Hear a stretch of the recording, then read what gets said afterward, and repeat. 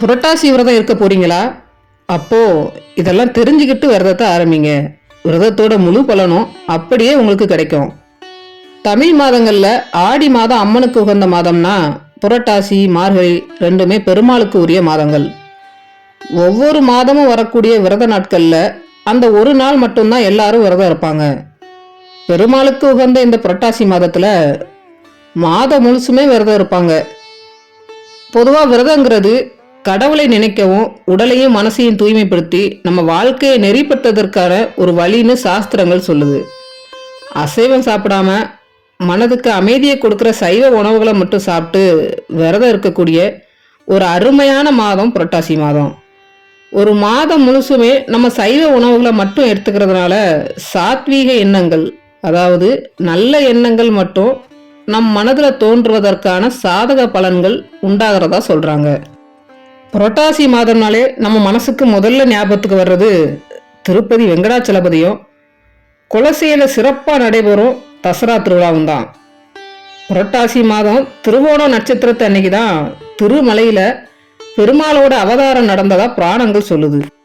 சனிக்கிழமை நாளே பொதுவா பெருமாளுக்கு உகந்த நாள் தான். அதுலயும் புரட்டாசியோட சனிக்கிழமை சேர்ந்து வந்தா அதோட சிறப்புகளை என்னன்னு சொல்றது. தமிழ் மாதங்கள்ல 6வது மாதமா வர்றது புரட்டாசி. சூரிய பகவான் கன்னி ராசிக்குள்ள பிரவேசிக்கும் போதுதான் புரட்டாசி மாதம் பிறக்குது. இந்த மாதம் முன்னோர்களுக்கு விடுதலை மாதமா இருக்கிறதால முன்னோர்கள் பூமிக்கு வருவாங்க. இதனாலதான் புரட்டாசி மகாலயபட்ச அமாவாசை சிறப்பு வாய்ந்ததா இருக்கு. நவக்கிரகங்கள்ல மகாவிஷ்ணுவோட அம்சமா உருவானவர் தான் புதன் பகவான். புதன் பகவான் உச்சமடைகிறது கன்னி ராசியில. அதனாலதான் கன்னி ராசியில சூரியன் சஞ்சரிக்கிற புரட்டாசி மாதம் பெருமாளுக்கு உகந்த மாதமா இருக்கு. கர்ம பலன்கள் அளிக்கிற சனி பகவான் கன்னியா மாதம்னு சொல்லப்படுற புரட்டாசி மாதத்தின் சனிக்கிழமையில தான் பிறந்திருக்காரு. இவர் சூரிய பகவான் சாயா தேவியோட மகன். இந்த சனி கிரகத்தை கட்டுப்படுத்துறவரா இருக்கிறவரு பெருமாள். சனிக்கு அதிபதியும் அவர்தான். அதனாலதான் சனிக்கிழமைகள் பெருமாளுக்கு ரொம்ப விசேஷமா உகந்த நாளா இருக்கு. இத பத்தி ஒரு புராண கதை இருக்கு. அது என்னன்னு பார்க்கலாம் வாங்க. கலியுகம் தொடங்கின பின்னாடி முதல் தடவையா பூமிக்கு வர்றாரு சனி பகவான்.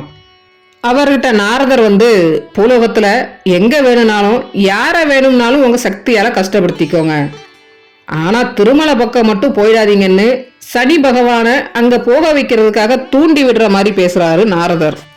நாரதர் சொன்னதை கேட்டதும் என்ன யாரு என்ன செஞ்சிட முடியும்ங்கிற ஆணவத்தோட திருமலையில காலை வைக்கிறாரு சனி பகவான். அவர் காலை வச்ச அடுத்த நொடியே தூக்கி வீசப்படுறாரு. மற்றவங்களை கஷ்டப்படுத்தி அதனால இன்பம் அடைகிற சனி பகவானே துன்பம் அடைஞ்சி நடுநடுங்கி போய் தன்னை படைச்சு வழி நடத்துற மகாவிஷ்ணு தான் அங்க திருவேங்கடவனா இருக்கிறத தெரிஞ்சுக்கிட்டு அவரோட பாதம் பணிஞ்சு மன்னிப்பு கேட்கிறாரு. அதுக்கு ஏழுமலையானோ, என்னையே நினைச்சு வாழ்ற என் பக்தர்களுக்கு நீ எந்த ஒரு துன்பமும் கொடுக்க கூடாதுங்கிற நிபந்தனையோட மன்னிக்கிறாரு. சனி பகவானும் பணிவா, உங்களோட உண்மையான பக்தர்களை நான் என்னைக்குமே கஷ்டப்படுத்த மாட்டேன் அப்படின்னு உறுதி கொடுக்கிறாரு. அதோட பெருமாள் கிட்ட சனி பகவான் ஒரு வரமும் கேட்கிறாரு. நான் பிறந்தது ஒரு புரட்டாசி சனிக்கிழமை, அதனால அந்த நாளை தங்களுக்கு உகந்த நாளா உங்க பக்தர்கள் விரதம் இருந்து பூஜை செஞ்சு வேண்டுனா அவங்களுக்கு வேண்டிய வரத்தை நீங்க தரணும்னு பெருமாள்கிட்ட கேட்கிறாரு. அதற்கு பெருமாளும் சனி பகவானுக்கு வரத்தை கொடுத்து சனிக்கிழமையை தனக்கு உகந்த நாளா ஏத்துக்கிட்டாரு. இதனாலதான் சனிக்கிழமை பெருமாளுக்கு உகந்த நாளா உருவாகி இருக்கு. இந்த சனிக்கிழமை விரதத்தோட மகிமைய ஒரு உண்மை சம்பவம் மூலமா நாம தெரிஞ்சுக்கலாம். பல 1000 கோடி சொத்துகளுக்கு அதிபதியா இருக்கிறவர் ஏழுமலையான். அவருக்கு இன்று வரைக்குமே உண்டியல்ல கோடி கோடியா காணிக்க சேர்ந்துட்டு தான் இருக்கு. இவ்வளோ வசதி இருந்தாலும் அவருக்கு படையலா வைக்கப்படுறது மண்பானையில சமர்ப்பிக்கப்படுற தயிர் சாதம் தான். ஒரு மன்னன் கொடுத்த தங்க பூமாலையை விட ஒரு குயவர் மண்ணால செஞ்ச மாலைய அன்போட ஏத்துக்கிட்டவர் தான் திருப்பதி வெங்கடாச்சலபதி. மன்னன் தொண்டைமானுக்கு ஏழுமலையான் மேல பக்தியோடு பாசமும் அதிகம். ஏழுமலையான் திருவேங்கடவனுக்கு ஆலயம் அமைச்சு தினமும் பொன் மலர்களால் அர்ச்சனை செய்வதற்கு ஏற்பாடுகளை செஞ்சிருக்காரு தொண்டைமான். ஒரு நாள் பூஜை செய்யும் போது பொன் மலர்களுக்கு இடையே மண் மலர்களும் விழுந்திருக்கு. தன்னோட வழிபாட்டுல ஏதாச்சும் தவறு இருக்குமோன்னு மனசுக்குள்ளேயே வருத்தம் மன்னருக்கு. அதே நேரம் திருமலைக்கு கீழே இருக்கிற ஒரு கிராமத்துல பீமையன்னு ஒரு குயவன் வாழ்ந்துட்டு இருந்தாரு. பிறவியிலேயே அவர் நடக்க முடியாத மாற்றுத்திறனாளி. தன்னோட குலத்தொழிலான மண்பாண்டங்கள் செய்யறத நேர்மையாவும் அதே நேரத்துல ஏழுமலையான் மேல இருக்கிற அயராத பக்தியோடும் செஞ்சுட்டு வந்திருக்காரு. வேங்கடவனும் பீமையனோட பக்தியை மெச்சு தன்னோட திருவுருவத்தை அவனுக்கு கனவுல காட்டிட்டு மறைஞ்சிட்டாரு. பீமையனுக்கு திருமால் கனவுல காட்சியளித்த நாள் புரட்டாசி மாத சனிக்கிழமை அன்று அதிகாலை நேரம். பீமையனோ தான் கனவுல பார்த்த திருமாலோட வடிவத்தை அப்படியே மண்ணில் செஞ்சாரு. அந்த மண் சிலைக்கு மலர்கள் தூவி வழிபாடும் செய்தாரு. தன்னோட கனவுல பெருமாள் காட்சி தந்த புரட்டாசி சனிக்கிழமை நாள் முழுசும் விரதம் அனுஷ்டிக்கிறத தன்னோட வழக்கமா வச்சுக்கிட்டாரு. அனுதினமும் பெருமாள் சிந்தனையோடையே தொழிலையும் செஞ்சுக்கிட்டு வராரு. அவர் வேலை பார்த்துக்கிட்டு இருக்கும்போதே கண்மூடி தியானத்துல ஆழ்ந்துருவாரு. அந்த சமயங்கள்ல என்ன செய்யறோன்னு தெரியாமலேயே பிசைஞ்சுக்கிட்டு இருக்கிற களிமண்ணை பூக்களாக நினைச்சு பெருமாளுக்கு அர்ச்சனை செய்வாரு. இது இப்படி இருக்க குழப்பத்துல இருந்த மன்னன் தொண்டைமானுக்கு ஒரு நாள் அபூர்வமான கனவு வருது. அந்த கனவுல வேங்கடநாதன் வந்து, என் பக்தன் பீமையன் செய்யும் பூஜையை நீயும் செய்து பார், அப்போ உனக்கு உண்மை என்னன்னு தெரியும் சொல்லிட்டு மறைஞ்சிடுறாரு. ஏழுமலையான் அன்னைக்கே பீமையனோட கனவுலையும் வர்றாரு. அவரை பார்த்து மெய்சில் இருக்கிற பீமையன் கிட்ட, உன் பக்தியோட பெருமைய என்னைக்கு அடுத்தவங்க சொல்லி தெரிஞ்சுக்கிறியோ அன்னைக்கே உனக்கு முக்தி அளிச்சு வைகுண்டத்துக்கு அழைச்சிடுவேன்னு சொல்றாரு. தொண்டைமானோ திருமால் சொன்ன இடத்துக்கு போய் பீமையன் செய்யற பூஜையை மறைஞ்சி இருந்து பாக்குறாரு. பூஜை முடிஞ்சதுமே பீமையன் கிட்ட போய் அவனை கட்டி தழுவுற தொண்டைமான், உன் பக்தி ரொம்ப உயர்வானது, உன்னோட வழிபாட்டை திருமால் ஏன் ஏத்துக்கிடுறாருங்கிறத நான் புரிஞ்சுக்கிட்டேன்னு சொல்றாரு. மன்னன் சொன்னதுமே பீமையனுக்கு திருமால் கனவுல சொன்ன மாதிரியே முக்தியை கொடுத்து அழைச்சிட்டு போயிடுறாரு பெருமாள். புரட்டாசி சனிக்கிழமைகள்ல விரதம் இருந்து ஏழுமலையான வழிபாடு செஞ்சா செல்வம் நிம்மதி கிடைக்கும்ங்கிறதோட எல்லாத்துக்கும் மேலான முக்தியும் கிடைக்கும்ங்கிறது தான் ஐதீகம். பெருமாளோட உத்தரவுப்படி அந்த பக்தரை கௌரவப்படுத்துற வகையில இப்போவும் திருப்பதி ஏழுமலையானுக்கு மண் சட்டியில தான் நெய்வேத்தியம் செய்யப்படுது. புரட்டாசி மாதம் முழுசுமே அசைவ உணவு எடுத்துக்காம முழுசா விரதத்தை கடைபிடிக்கணும்.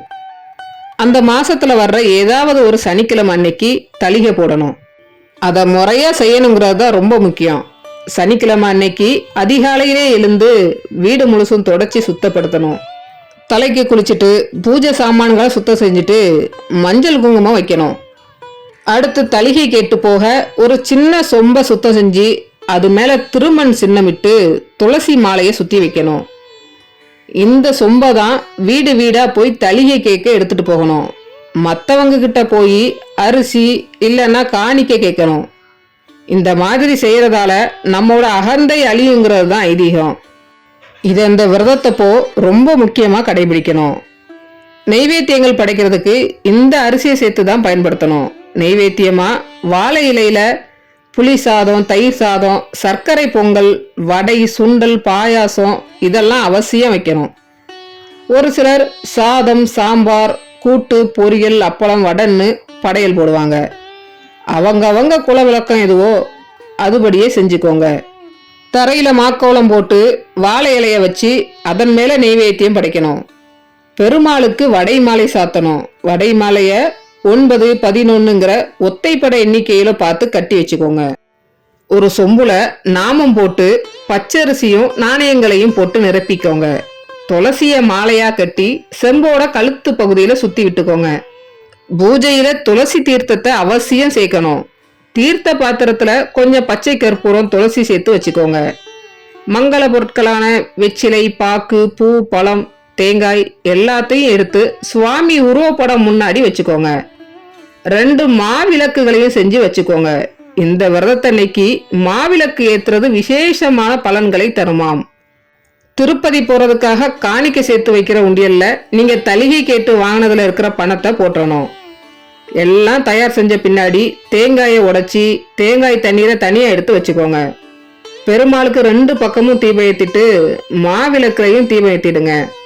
சாம்பிராணி போட்டுட்டு கற்பூர ஆரத்தியை படையல் முழுசும் சுற்றி காட்டணும். வீட்டில் இருக்கிற எல்லாரும் கோவிந்தா கோவிந்தான்னு பெருமாளை அழைச்சி வழிபடணும். இந்த விரதத்தை முடிக்கிற வரைக்கும் பச்சை தண்ணி கூட குடிக்காம இருக்கிறது ரொம்ப நல்லது. முடியாதவங்க பால் குடிச்சுக்கலாம். சனிக்கிழமையில மதியம் 1:30 மணியிலிருந்து 3 மணி வரைக்கும் யமகண்டம் இருக்கிறதுனால 1:30 மணிக்குள்ளேயே இந்த பூஜையை செஞ்சு முடிச்சிடணும். அதுக்கப்புறம் நெய்வேத்தியமா படைச்ச அத்தனை பொருட்களையும் கொஞ்சம் கொஞ்சமா எடுத்து ஒன்னா கலந்து ஒரு சின்ன வாழை இலையில வச்சு அதை காக்காவுக்கு வச்சிடணும். காக்கா அந்த உணவை எடுத்ததுக்கு அப்புறம் வீட்டில் இருக்கிற எல்லாரும் ஒன்னா அமர்ந்து விரதத்தை முடிச்சு உணவை சாப்பிடணும். குறிப்பா இந்த நாள்ல அன்னதானம் செய்யறது ரொம்ப ரொம்ப நல்லது. உங்களால முடிஞ்சா கண்டிப்பா செய்யுங்க. பக்கத்துல இருக்கிறவங்களுக்கு நெய்வேத்தியங்களை பிரசாதமா கொடுங்க. இதுதான் புரட்டாசி விரதத்தை முழுசா கடைபிடிக்க செய்ய வேண்டிய சரியான வழிமுறை. புரட்டாசி சனிக்கிழமை விரதம் நிறைய அற்புதங்களை தர்ற விரதம். இந்த விரதத்தை சரியான முறையில கடைபிடிக்கிறவங்க அந்த வருஷம் முழுசும் குறையாத செல்வத்தை பெறுவாங்க. கூடவே 16 பேர்களும் பெற்று வாழ்வாங்கிறது பக்தர்களோட அசைக்க முடியாத நம்பிக்கை.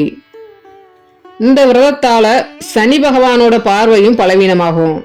சனி தசை நடக்கிறவங்க, 7.5 சனி, கண்டக சனின்னு சனி பகவானோட பிடியில இருக்கிறவங்க இந்த விரதம் இருந்து பெருமாளை தரிசனம் பண்ணி பிரார்த்தனை செஞ்சா தடைகள் நீங்கி சுபயோகம் கூடி வரும். திருமண தடையும் நீங்கும்.